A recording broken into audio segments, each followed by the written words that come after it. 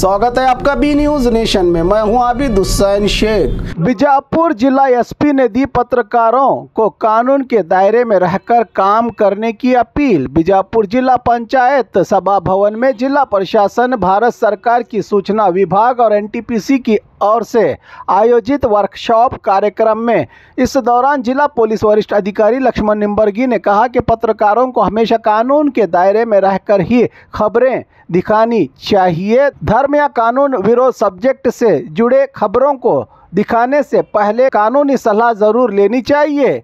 जिला एसपी ने पत्रकारों को जिम्मेदारी और कानूनी नियमों का पालन करने पर जोर दिया, जिसमें मीडिया ट्रायल सही नहीं है। मीडिया सिर्फ सच दिखाए, जनता को महिला और बच्चों की पहचान को दिखाना अपराध है। प्राइवेसी सबका बुनियादी अधिकार है। अश्लील न्यूज़ें दिखाने पर कार्रवाई भी हो सकती है। झूठे इश्तेहारात या धोखा देने वाले ऑफर्स छुपाने पर मीडिया भी जिम्मेदार। स्टिंग ऑपरेशन सिर्फ जनता के फायदे में, दुरुस्त एडिटिंग सबूत काबिल कबूल नहीं होते। रिपोर्टर खबर देने के साथ पुलिस को भी इसकी जानकारी देने के भी पाबंद रहे। पुलिस क्राइम प्रोसीजर कोड 91 के तहत मीडिया से जानकारी मांग सकती है। मीडिया की बड़ी जिम्मेदारी है समाज में, इसलिए सच ही दिखाए जनता को, कहा जिला एसपी ने। ಕಾನೂನು ಮತ್ತು ಮಾಧ್ಯಮ ಅಂತ ಬಂದಾಗ ಮಾಧ್ಯಮದವರ ಕಾನೂನಿನ ಅಡಿಯಲ್ಲಿ ಅವ್ರದ್ದು ಎಕ್ಸಿಸ್ಟೆನ್ಸ್ ಏನು ಬರುತ್ತೆ, ಮಾಧ್ಯಮದ ವೃತ್ತಿಯಲ್ಲಿ ಇರುವಂತಹ ಇತಿಮಿತಿಗಳು ಏನು, ಮತ್ತೆ ಮಾಧ್ಯಮದವರಿಗೆ ತಾವು ಮಾಡುವಂತಹ ಪ್ರಸಾರ ಮಾಡುವಂತಹ ಬರವಣಿಗೆ ಆಗಿರ್ಬೋದು ಅಥವಾ ಡಿಜಿಟಲ್ ಚಿತ್ರಣ ಆಗಿರ್ಬೋದು ಯಾವ್ದು ಗಮನದಲ್ಲಿರಬೇಕಾಗುತ್ತೆ, ಮತ್ತೆ ಸಾಮಾಜಿಕ ಜವಾಬ್ದಾರಿಗಳು ಏನೇನಿದೆ, ಸೊ ಇವನ್ನೆಲ್ಲವನ್ನ ನಾವು ವಿಶ್ಲೇಷಣೆ ಮಾಡಬೇಕಾಗುತ್ತೆ. ಸೊ ಫಸ್ಟ್ ನಮ್ಮಲ್ಲಿ ಸಂವಿಧಾನದಲ್ಲಿ ಪತ್ರಿಕಾ ಸ್ವಾತಂತ್ರ್ಯ ಅಂತೇಳಿ ಎಲ್ಲಿ ಮೆನ್ಷನ್ ಮಾಡಿದೆ, ಆದರೆ ಪತ್ರಕರ್ತರಿಗೆ ಆರ್ಟಿಕಲ್ 19 ಕ್ಲಾಸ್ 1 ಕ್ಲಾಸ್ A ಏನಿದೆ, freedom of speech and expression, walk ಸ್ವಾತಂತ್ರ್ಯ ಮತ್ತು ಅಭಿವ್ಯಕ್ತಿ ಸ್ವಾತಂತ್ರ್ಯವನ್ನು ಕೊಟ್ಟಿದ್ದಾರೆ.